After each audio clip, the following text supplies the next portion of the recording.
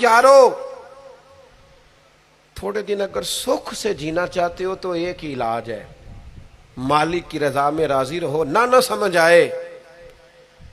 تو پھر کربلا والے امام حسین کی طرف دیکھنا، وہ نانا کے کندھوں پہ تھے پھر بھی بڑے خوش تھے، وہ ماں کی گود میں تھے پھر بھی بڑے خوش تھے،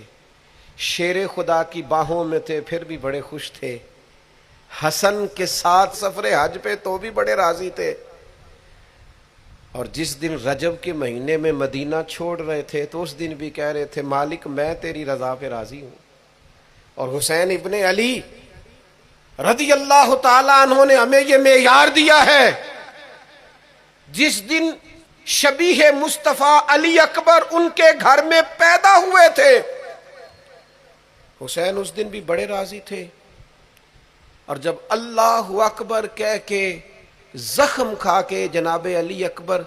گھوڑے سے زمین پر تشریف لائے تھے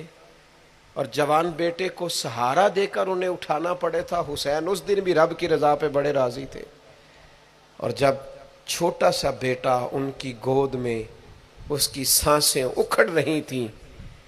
تو امام علی مقام اس وقت بھی اپنے رب کی رضا پہ بڑے ہی راضی تھے۔ حد ہو گئی، جس گلے کو محبوب چومتے تھے اس وقت بھی حسین راضی تھے، اور جب اسی گلے پہ خنجر چل رہے تھے تو امام علی مقام نے یہ نہیں کہا کہ مالک میرا اتنا امتحان، آخر میرے مسئلے کب حل ہوں گے، میری مشکلات کب حل ہوں گی، آخر کس وقت، یہ نہیں فرمایا، بلکہ یہ سارا کچھ سہ کے دونوں ہاتھ زمین پہ بچھا کے سجدہ شکر ادا کر کے کہا مالک جہاں تو رکھے حسین وہاں راضی ہے۔